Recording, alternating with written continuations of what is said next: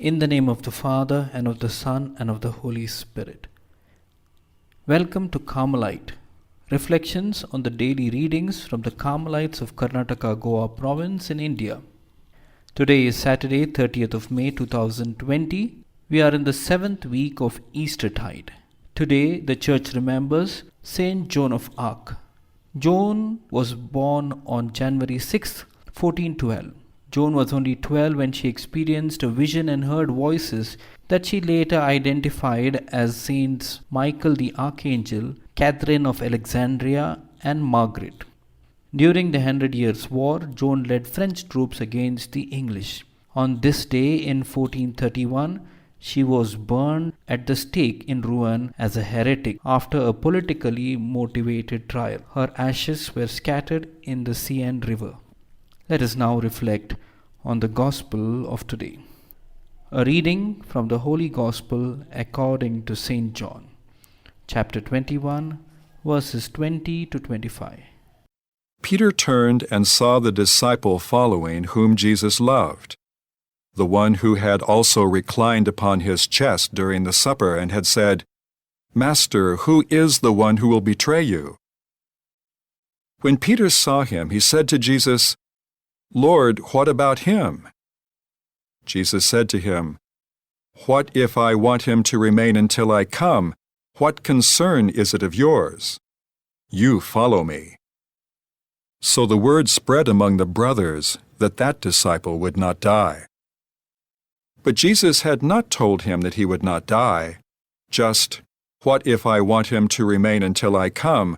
What concern is it of yours?"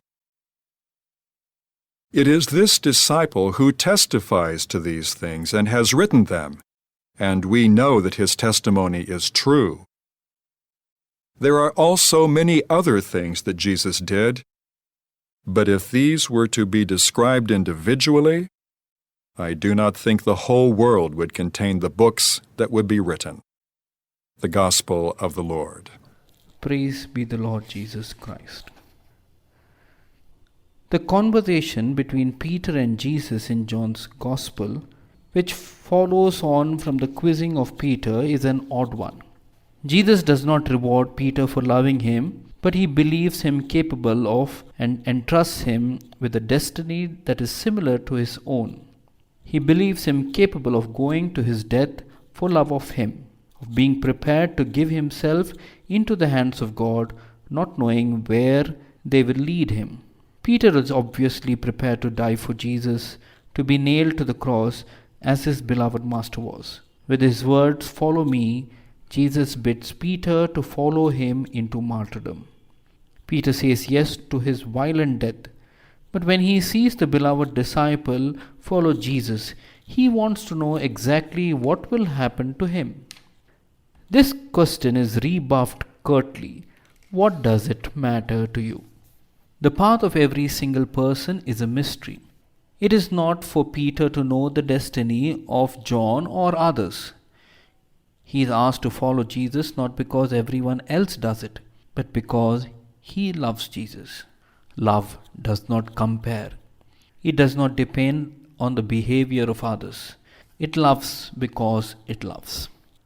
Resurrection does not mean that we can now stride out and go wherever we please. Resurrection proves itself if we are prepared to let ourselves be girded by God and led by Him to a place where we do not want to go. Faith in the resurrection frees us from desperately clinging on to our lives and from being fixated on the path we are trying to follow at any cost. The love which Peter confessed to the risen one follows the beloved wherever they may go.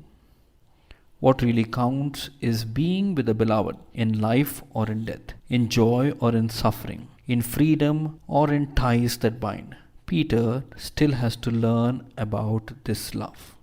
We have heard of people leaving the church and joining another group of Christians. We might ask, why? What was the reason? It shakes our faith. Sometimes we follow Jesus just because others are watching us. We want to stipulate our own terms. Only if those whom we love go the same way, we are prepared to follow Jesus everywhere.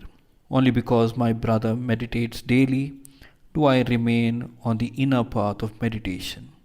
Only when I see my sister doing some social work, then I follow. Do I take part in this for others or for Jesus?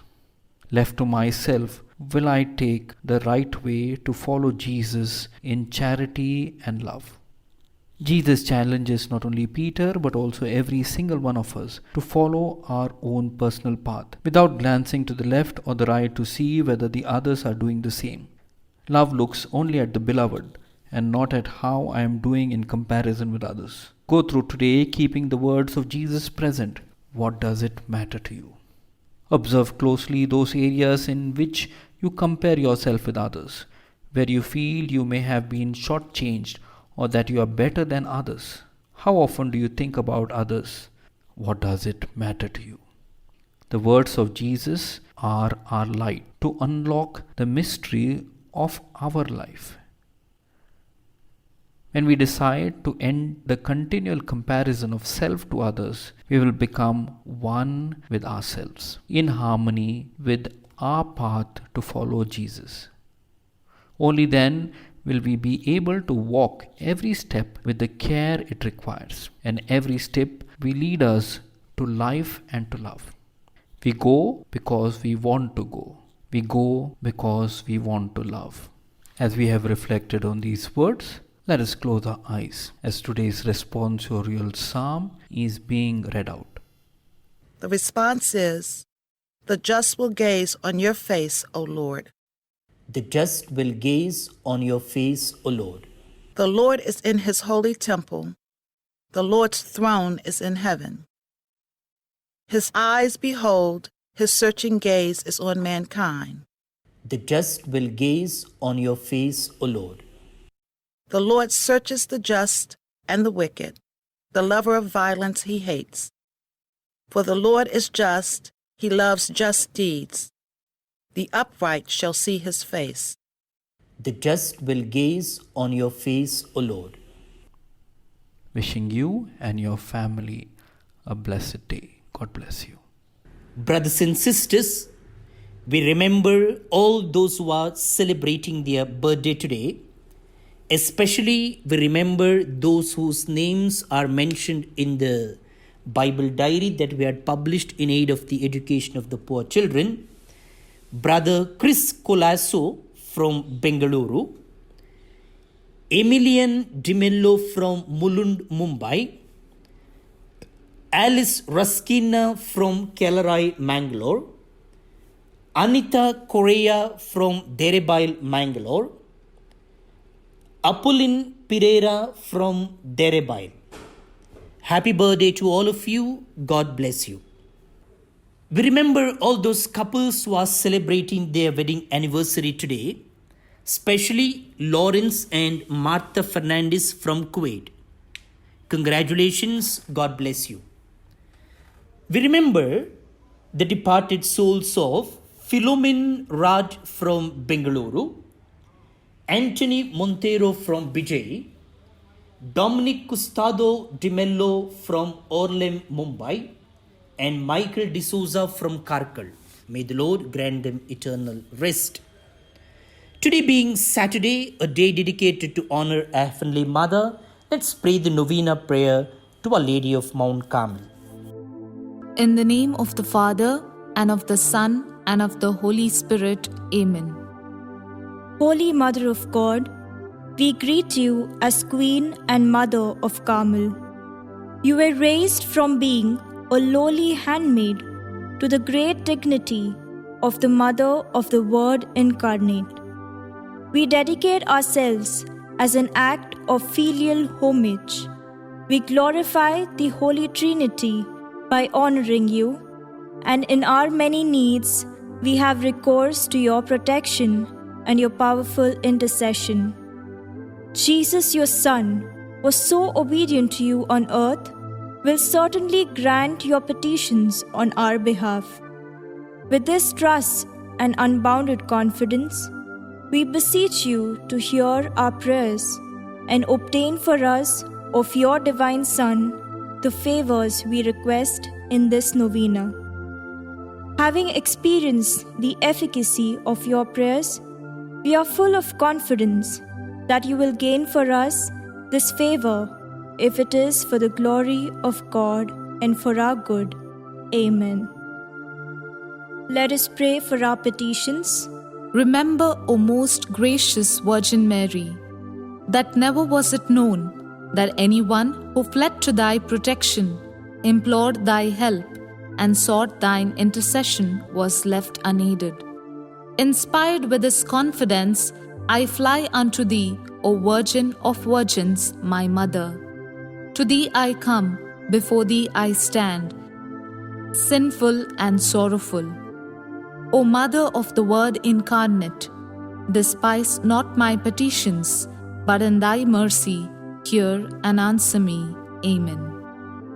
Our Father, who art in heaven, hallowed be thy name. Thy kingdom come, thy will be done, on earth as it is in heaven. Give us this day our daily bread, and forgive us our trespasses, as we forgive those who trespass against us. And lead us not into temptation, but deliver us from evil. Amen. Hail Mary, full of grace, the Lord is with you. Blessed are you among women, and blessed is the fruit of your womb, Jesus. Holy Mary, Mother of God, pray for us sinners, now and at the hour of our death. Amen. Hail Mary, full of grace, the Lord is with you. Blessed are you among women, and blessed is the fruit of your womb, Jesus. Holy Mary, Mother of God, pray for us sinners, now and at the hour of our death. Amen. Hail Mary, full of grace, the Lord is with you. Blessed are you among women, and blessed is the fruit of your womb, Jesus. Holy Mary, Mother of God, pray for us sinners, now and at the hour of our death. Amen. Glory be to the Father, and to the Son, and to the Holy Spirit, as it was in the beginning, is now, and ever shall be, world without end. Amen. Our Lady of Mount Carmel, Pray for us. Thanksgiving Prayer. Holy Mother of God and Queen of Carmel, we, your children, come before you in a spirit of filial devotion and gratitude. As Mother of our spiritual life, you have obtained for us innumerable graces and blessings from our Heavenly Father, who has given to us through you the greatest of all treasures, Christ our Lord. We recognize with deep sentiments of thankfulness all the spiritual favors that have come to us through your powerful intercession. In particular, we thank you for your special protection over those who wear your holy scapular with faith and love. And finally, we thank you for answering our prayers in our personal needs. We implore from you the great grace of final perseverance, that we remain faithful to the end to your Son, our Lord Jesus Christ, who is Lord forever and ever. Amen. Let's pray for God's blessing. May the Lord Jesus be with you to defend you. May He be with you to sustain you. May He go before you to show you the way. May He follow you to guard you. From above, may He bless you with the Father and the Holy Spirit, who lives and reigns forever and ever. Amen. In the name of the Father, and of the Son, and of the Holy Spirit. Amen.